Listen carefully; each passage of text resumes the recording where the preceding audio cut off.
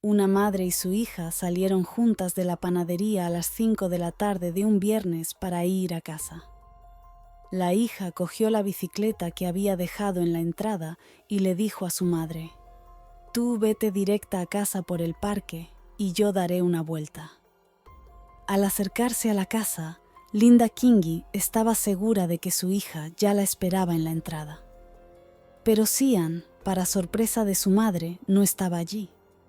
Tampoco estaba la bicicleta en el lugar donde la niña solía dejarla al entrar en casa.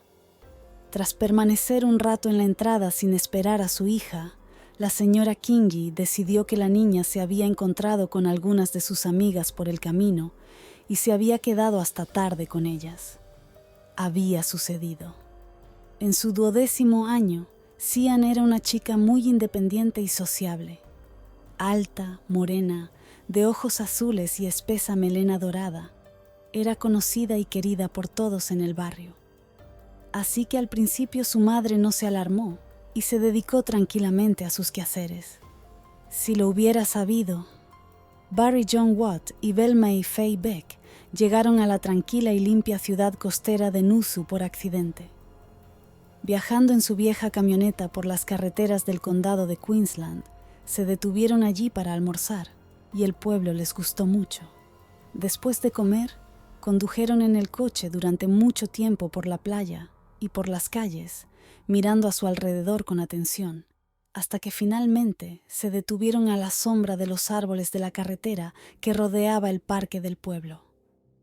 A los 35 años, Barry Watt había vivido una vida bastante turbulenta que le había marcado el alma y cubierto el cuerpo de manchas de tatuajes.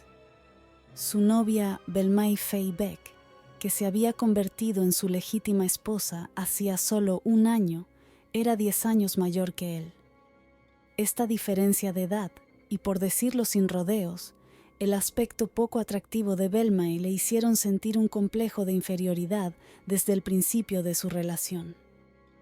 Complaciendo a Barry en todo, poco a poco llegó a un estado de sumisión total hacia él.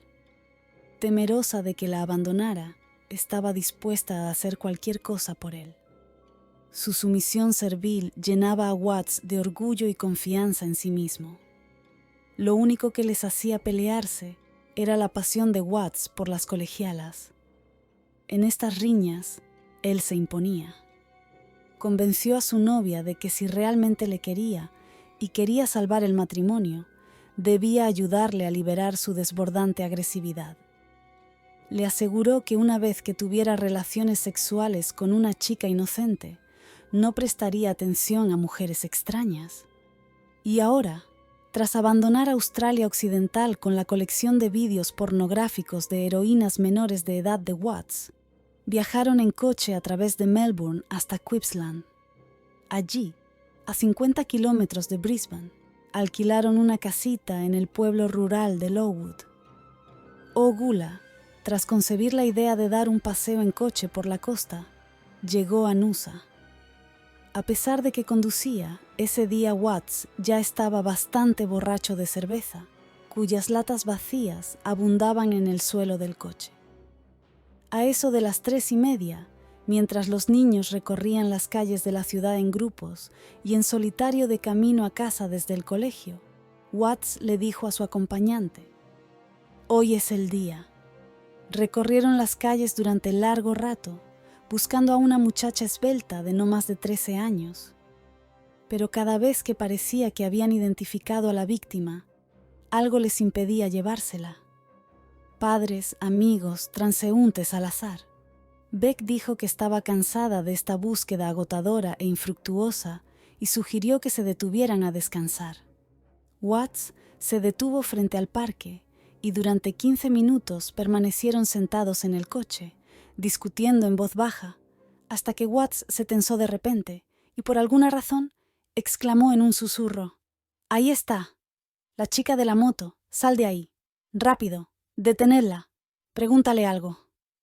Esbelta, atlética, más allá de su edad, alta, bronceada, con el pelo dorado ondeando al viento, el epítome de la pureza y la inocencia infantiles. Cian se acercaba rápidamente a la camioneta blanca en bicicleta. Era exactamente el tipo de chica con la que Watts solo podía soñar en sus fantasías sexuales. Dio un codazo impaciente a Beck, quien, abriendo la puerta del coche, preguntó a la chica que se había acercado si había visto huir del coche a un caniche blanco con collar rosa. Cian se detuvo y contestó que no lo había visto. Beck salió del coche y siguió hablando, distrayendo la atención de la chica mientras Watts se acercaba sigilosamente por detrás. Un movimiento brusco de su mano y la boca de la chica quedó firmemente atrapada por una toalla preparada de antemano. 2 o 3 segundos después, Watts la arroja al asiento trasero del coche. Tras ella, Beck se apresura a sujetar a la víctima. Watts salta al asiento del conductor y la camioneta blanca se aleja a toda velocidad, dejando la bicicleta de la adolescente en la carretera. A unos 150 metros de ese lugar fatal, a la vista, había una gasolinera con gente arremolinada. Muy cerca, a 50 metros, detrás de los árboles, los coches circulan a toda velocidad por otra carretera.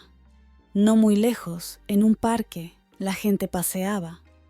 Y tuvo que ocurrir que en aquellos fatídicos segundos nadie lanzara una mirada en dirección al coche blanco, cerca del cual se detuvo la chica que montaba en bicicleta. El sol se ponía y Cian seguía sin aparecer. Linda Kingi, habiendo abandonado los negocios, corrió a buscar a su hija por los alrededores. Ya empezaba a oscurecer cuando su marido, que había vuelto del trabajo, se unió a ella. Tras haber hecho una infructuosa ronda entre los amigos de su hija, a las 20:15 horas, en la oscuridad, con una linterna, decidió ir en esa dirección. Pero por el camino que rodea el parque donde se suponía que iba Cian, y allí, para su horror, encontró de repente su bicicleta tirada en el arcén, bajo los árboles. A las 8:40 de la mañana, el matrimonio Kingi se encontraba en la comisaría y puso sobre la mesa una fotografía de la niña desaparecida. 3 horas antes, una camioneta blanca hecha jirones con una niña atada en el asiento trasero había salido de la autopista rural por un estrecho carril que se adentraba en el bosque que cubría las colinas. Después de conducir unos 2 kilómetros, Watts se internó entre los árboles y se detuvo inmediatamente. Apagó el motor y salió del coche. Le dio a Beck unas tijeras y le ordenó que liberara a la niña de las cuerdas. Luego utilizó el cuchillo para abrirle la ropa interior y la tiró a un lado. Comenzó el terrible tormento de Cian. Eran alrededor de las 6. A las 7, tras abandonar el cuerpo sin vida de la chica en el bosque, Beck y Watts ya habían abandonado las inmediaciones de Mews y corrían por la autopista en dirección a casa. Beck lloraba. Watts, tratando de distraerla de lo ocurrido, charlaba de nada. Por el camino tiró, previamente envueltos en una sábana, un cuchillo ensangrentado, la cuerda y el cinturón que tejió Cian. Al pasar por Brisbane, compraron leche y comida para el gato. A las 10 llegaron a Lowood. En casa, Beck tiró inmediatamente toda su ropa, manchada de barro y sangre, en el lavadero. Aquella noche estaba de guardia en la comisaría el sargento Bob Atkinson, de 40 años, el mayor de los 2 detectives de Noosa. Conocía a Cian de vista. Atkinson había viajado con la mujer de Kingi hasta el lugar donde se había encontrado abandonada la bicicleta de Cian. Por el camino, el policía adivinó a los padres que tal vez su hija, como ocurre a veces a esa edad, había decidido escaparse de casa. Intentó hablar con seguridad, pero desde el principio intuyó que el caso era mucho peor, y por lo que parecía tuvo que prepararse para un mal desenlace. A las 11:30 de la noche, el sargento llamó a la redacción del periódico local, el Sunshine Coast Daily, y pidió que se retrasara la edición para que por la mañana el periódico incluyera una foto de la chica desaparecida. un informe sobre las circunstancias de su desaparición y una petición a todos los ciudadanos que pudieran ayudar de algún modo en la búsqueda para que se pusieran urgentemente en contacto con la policía.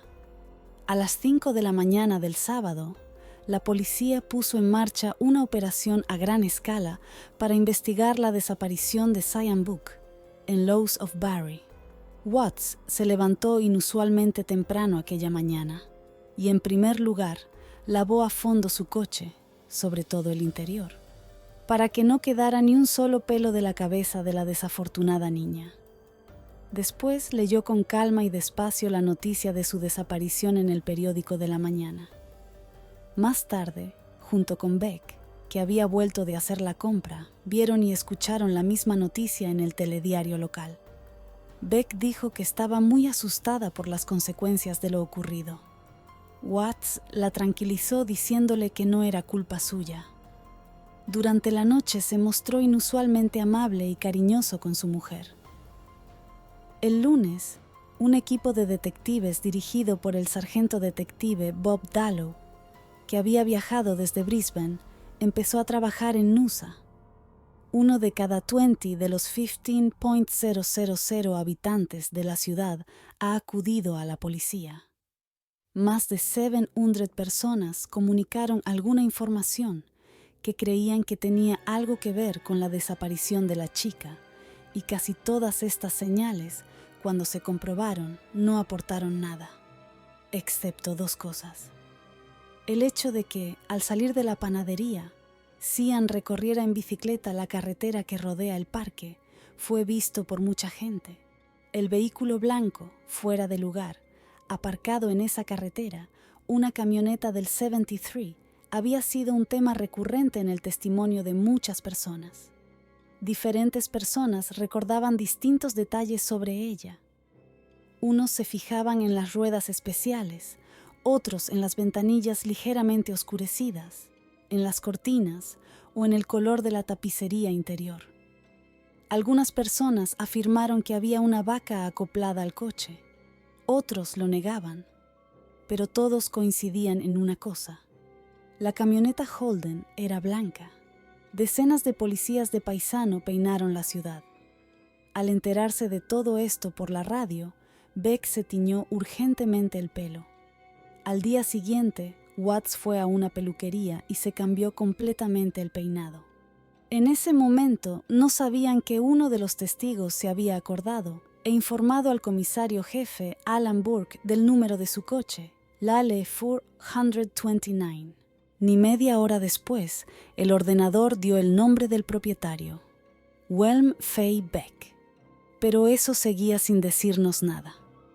El nombre de Beck era desconocido para la policía y, además, el mismo ordenador informaba de que solo en la provincia de Queensland estaban matriculadas 70,000 camionetas de la marca Holden, y 10,000 de ellas blancas. Empezaron a controlar a todo el mundo. Imprimieron unas tarjetas especiales que entregaron a los conductores y estos, para evitar nuevos controles, las llevaban siempre consigo, junto con el permiso de conducir y la póliza del seguro. En la tarjeta oficial de matriculación del coche de Velme Beck figuraba como lugar de residencia Murulbark, una pequeña localidad cercana a Croydon, a 33 kilómetros de Melbourne. Inmediatamente se contactó con la policía local, que fue informada de que la dirección era la casa del anciano Roland Watts, padrastro de Barry John Watts, marido de Velme Fay Beck. La pareja, implicada en varios delitos, llevaba algún tiempo viviendo en Australia Occidental y ahora había viajado a Queensland. Pronto los investigadores tuvieron ya sus fotos sobre la mesa. El miércoles por la noche, Neil Clark, de 18 años, que volvía a casa por el bosque, sintió un olor extraño. En casa, frente al televisor, cuando dieron las noticias sobre la búsqueda de Sheehan, cayó de repente en la cuenta. Debía de haber su cadáver en el bosque. Por la mañana corrió al bosque y su corazonada se confirmó. Después de que los periódicos informaran del descubrimiento del cadáver de la chica, Watts ordenó a Beck que hiciera las maletas inmediatamente para ir a Melbourne y allí vender rápidamente el coche. Tras las fotografías de Watts y Beck, se obtuvieron documentos de los registros policiales. De ellos se desprendía que él estaba implicado en robos a mano armada y ella en hurtos y estafas. Ese mismo día se supo que Watts y Beck habían intentado antes secuestrar a 2 jóvenes enfermeras en un hospital de Ipswich. Tras bajarse de su coche, Watts abordó insistentemente a una de ellas y solo se echó atrás cuando unos transeúntes aparecieron cerca. La otra, poco después, intentó entablar conversación con Beck y la chica se salvó encerrándose en su coche. Hubo varios incidentes más de abusos deshonestos y un testigo recordó el número de matrícula de la camioneta sospechosa, L439. Más tarde se descubrió que había manipulado el número, por lo que la investigación de Ipswich siguió una pista falsa.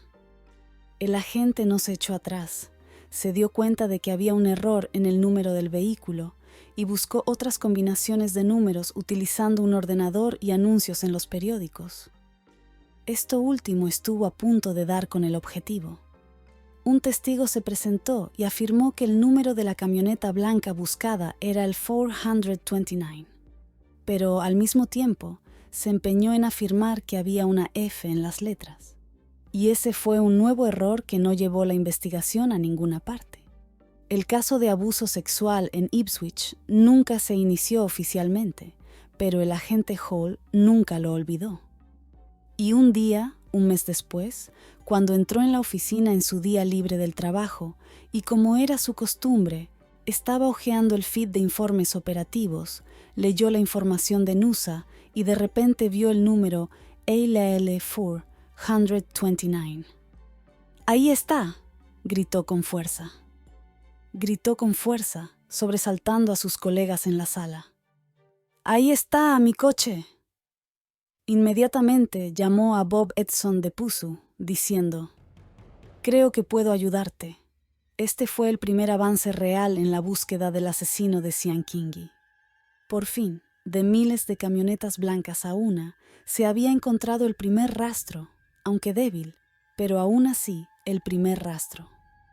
Al día siguiente, el agente Hall y un equipo de detectives de Ipswich fueron a Lowood, donde empezaron a recorrer tiendas y aparcamientos, mostrando a la gente fotos de Watts y Beck. Y fueron reconocidos. Los vecinos recordaron lo bien que Watts había lavado el interior de su coche. Y más que eso, hablaron del aparentemente malsano interés de Watts por los niños, especialmente las niñas. Tras obtener una orden de registro, el agente Hall se dirigió a la casa donde vivían los sospechosos. Al encontrar la casa cerrada, el detective determinó la fecha de salida de los propietarios. Luego, a partir del giro postal en pago del alquiler de la cabaña, determinó que Watts se encontraba en la ciudad turística de Eptrans, a 100 kilómetros al norte de Sydney. En cuestión de horas, 10 detectives de paisano ya estaban trabajando allí. Ni 2 días después, uno de ellos localizó el coche de Watts, lo siguió hasta el motel tienda y determinó que vivía allí. Tras recibir el informe, Atkinson y Magnussen abandonaron inmediatamente Nusa en avión con destino a Sydney y viajaron en coche hasta Entraps. Los expertos en automóviles, mientras tanto, encontraron el coche que Watts tenía antes de comprar la camioneta blanca. Determinaron que el bolsillo de la puerta del conductor había guardado antes un revólver, y era consistente con el hecho de que en el momento en que Watts era el propietario del vehículo, era buscado por la policía por robo a mano armada. Watts estaba disponible para ser detenido. Cuando fueron detenidos, Watts y Beck se comportaron casi con calma. Sabían que se les buscaba por un caso antiguo. Cuando la policía empezó a hablar del crimen de Puth, Watts se cerró en banda y empezó a negarlo todo. Ni siquiera admitió su nombre o su foto. El testimonio de Beck era claramente la versión de Watts. Más tarde se supo que él le ordenó que nunca confesara nada y que nunca creyera a nadie, como si se hubiera rajado. no hasta que ella lo oyó de sus propios labios. Tras muchos interrogatorios, Beck fue el primero en confundirse con las mentiras. Entonces Watts flotó y respondió a una pregunta directa sobre el asesinato de la niña. Estaba borracho, y cuando estoy borracho no recuerdo nada de lo que hago. Tras los interrogatorios iniciales, los autores fueron trasladados a Nusa. Allí fueron colocados juntos en una celda donde, con el permiso del Tribunal Supremo, se instalaron subrepticiamente micrófonos para una grabadora de sonido. Esto proporcionó alguna información, pero fue el interrogatorio del sargento Atkinson a Beck que tocó hábilmente las cuerdas femeninas y maternales de su alma, lo que más contribuyó al éxito de la investigación. Para entonces ya sabía que Beck tenía 6 hijos de diferentes matrimonios. «¿Y cómo pudiste?», exclamó el detective, «una mujer y una madre, no oponerte a lo que Barry Watts le estaba haciendo a Cian en tu presencia y con tu ayuda». Y aquí ella se derrumbó. Pidió agua y entre lágrimas empezó a contar toda la historia desde el principio. Su confesión grabada comenzó a las 10 de la noche y terminó a las 7:33 de la mañana siguiente. Contó con todo lujo de detalles aquella terrible escena en el bosque, acerca de cómo, después de haber terminado su abuso sexual de la niña, Watts dijo: «Eso es todo, se acabó». «Bueno, ¿ahora podemos dejarla por fin e irnos a casa?», preguntó Beck, a lo que Watts, maldiciendo profanamente, respondió: «¡Estúpido! ¿Cómo demonios voy a dejarla aquí viva? ¿Para que me delate?». Watts obligó a Cian a vestirse. Luego le ató las manos y los pies con una cuerda y la colocó boca abajo en el suelo. Cogió el cinturón de Beck y se lo pasó por el cuello a la chica. «¡Me duele!», dijo ella. Watts le puso la rodilla en la espalda y apretó el cinturón todo lo que pudo. «No podré olvidar esto nunca», sollozó Beck, refiriéndose a los últimos segundos de vida de Cian. «Ese terrible sonido me perseguirá el resto de mis días». Poniendo boca arriba a la niña estrangulada, Watts cogió el cuchillo y empezó a rebanar frenéticamente el cuerpo ya sin vida. Cuando se cansó, se levantó, se sacudió la tierra, arrastró el cadáver de Cian a un lado y lo arrojó a los arbustos.